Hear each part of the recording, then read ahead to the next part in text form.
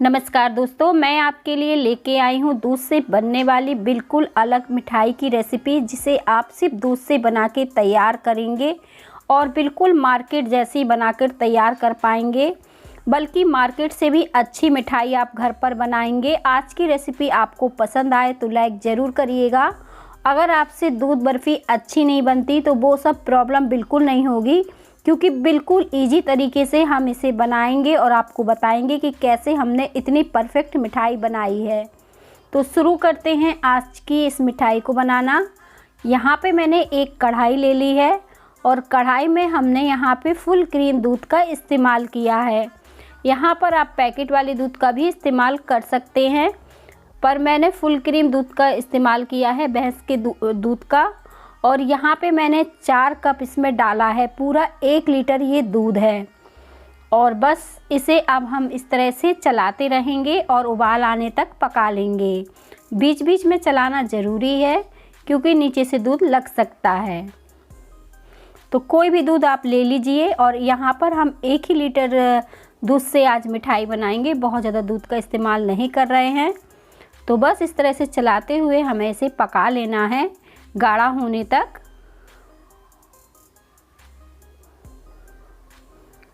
वैसे तो मिठाइयाँ मिल्क पाउडर की भी बनती हैं, पर सबसे ज़्यादा अच्छी मिठाई दूध की ही लगती है, जो दूध की बर्फ़ी होती है या दूध से कोई भी बनी मिठाई होती है।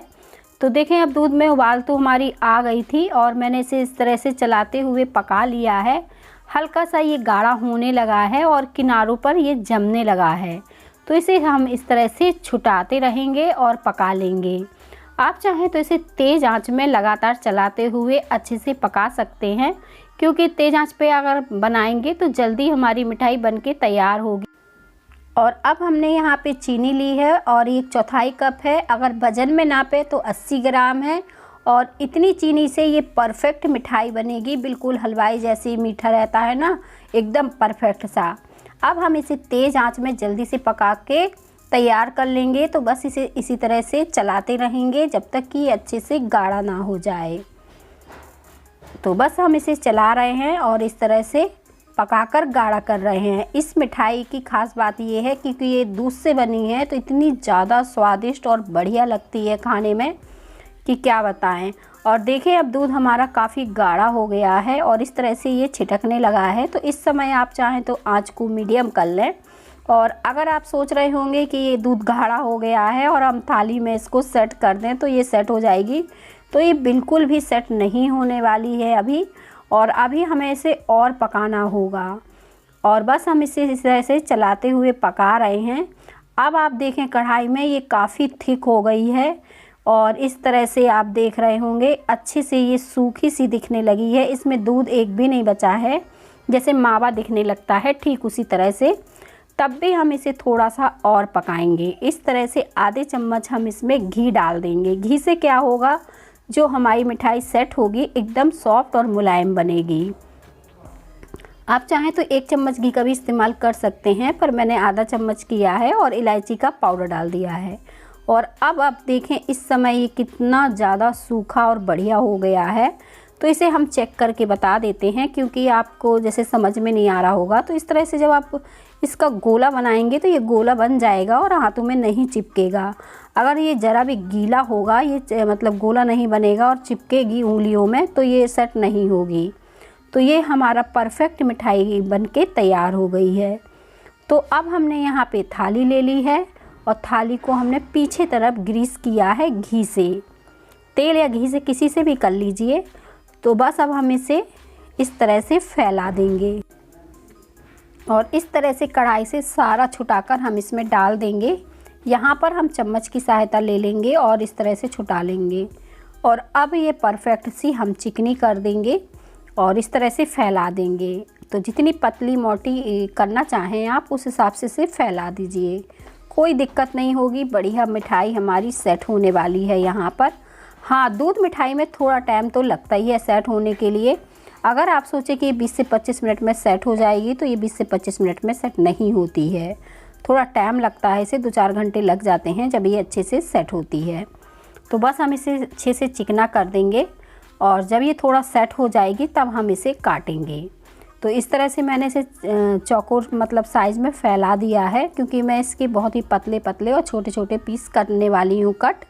तो यहाँ पे इस तरीके से फैलाकर छोड़ दिया था। और अब इसमें मैंने 2 से 3 घंटे के लिए छोड़ा, ये काफ़ी सेट हो गई है। तो अब हम इसे चाकू की सहायता से काट देंगे।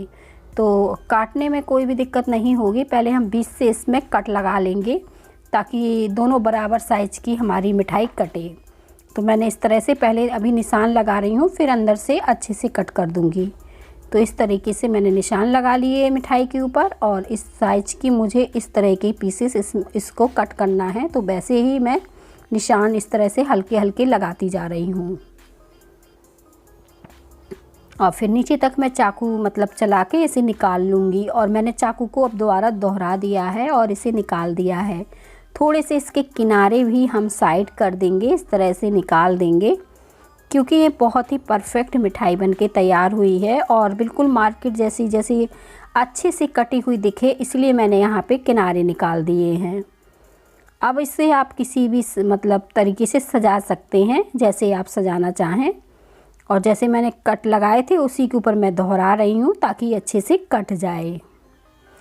अब मिठाई हमारी बनके तैयार हो गई है, तो अब हम इसे निकाल लेते हैं। पहले हम साइड को अलग कर देंगे, और देखें कितनी परफेक्ट बढ़िया हमारी मिठाई सेट हुई है। एक एक पीस अच्छे से निकल के बाहर आए हैं और सॉफ्ट एकदम मुलायम बनी है, बिल्कुल मक्खन की तरह।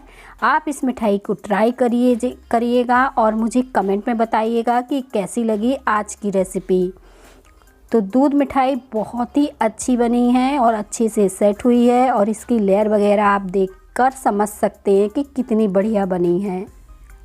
और अब हम इसके पीसेस सही से रख दिए हैं, क्योंकि हम इसके ऊपर चांदी का वर्क लगा रहे हैं। ये पूरी तरह से ऑप्शनल है, आप सिंपल भी मिठाई को रख सकते हैं, पर इससे बिल्कुल मार्केट जैसी दिखने में लगने लगेगी, और इसे देख के कोई कहेगा नहीं कि आपने इसे घर पे बनाया है। इतनी ज़्यादा सुंदर और बढ़िया लगने लगेगी।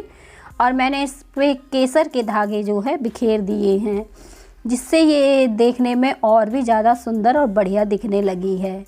मिठाई हमारी परफेक्ट से बनके तैयार हो गई है, और अब मैं इसे तोड़ के दिखाऊंगी कितनी ज़्यादा ये सॉफ्ट और मुलायम बनी है।